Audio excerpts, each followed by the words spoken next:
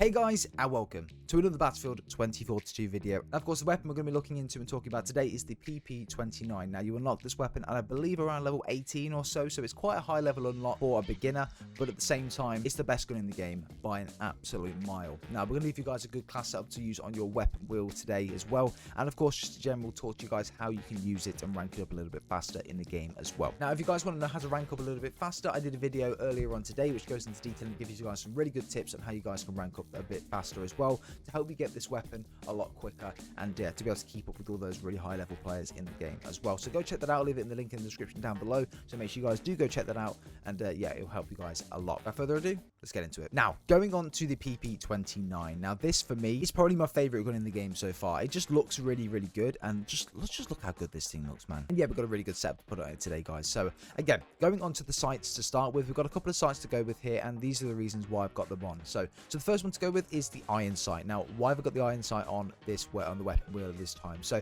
the reason why I've got it on is I really like it. It's really good. It doesn't obstruct your view, doesn't obstruct any vision at all. I actually think this is maybe better than a sight sometimes. And again, going on to objective game modes like breakthrough is really useful, and you need to have as much of your vision around your weapon as possible to see if you're shooting at someone and someone else comes to the left of you, that vision is not impaired and you can see that perfectly. So again, this is the reason why I love using the iron sights as well. And to be fair, close range, I think that this gun is really good with iron sights on it. Again, the fusion hollow as well, it gives you enhanced target vision. But again, this and the iron sight are both very good, and again, they're both very good for close quarters because again, it doesn't impair your vision a lot, and you can just directly see the enemy in front of you and the enemies around you if you need to see them as well. For example, if you use the 8R hollow, which is the next sight we'll talk about, then again, this one is quite a bulky sight, so you're not going to be able to see as much around you as what you would with the first two. So again, that's why those two are really good for close quarters and really good for objective play as well. Now, the 8R hollow, I've actually really like the hollow sights on these guns. I don't really know why, but I find that they really do help. Again, if you're not really a massive fan of that, then I would typically just stick with the fusion hollow and the iron sights.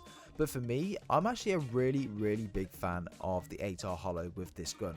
Again, maybe it's just personal preference of mine, but again, I find that it just gives me the ability to lock onto an enemy a bit easier, and because the sight in general with the red dot sight inside the hollow is a lot bigger, I don't know, it's just maybe a personal preference of mine. But again, go check it out, let me know what you think of it. For me, it's really good. Of course, if you don't like this sight, you can just click onto it and choose a different one if you've unlocked it. Again, the K8 hollow is also a really good one you can go with, but again, it's very similar to the fusion hollow, and I actually prefer the fusion hollow over that one. So again, it's up to personal preference, but that's really what I would think.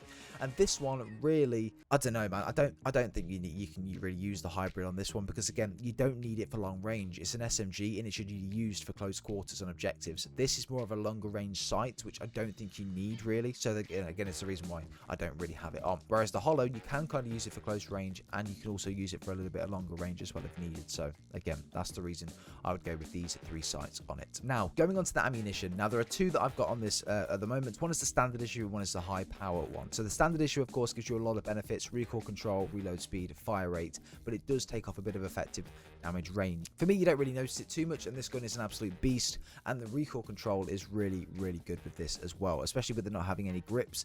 This is a really good weapon for controlling recoil with just a standard mag on. However, going on to the high power one, it increases firepower, it increases accuracy, it increases range, and it also decreases handling. But again, the rate of fire is decreased by 50 on that as well. The magazine size is also decreased on this very slightly also, but again, it does give you more firepower, so you have got a slightly decreased fire rate, and again, your handling is decreased slightly, but again, you have got an increase in pretty much everything else. So this is a really solid magazine to have on when going into an objective, or when you are pushing in with a team.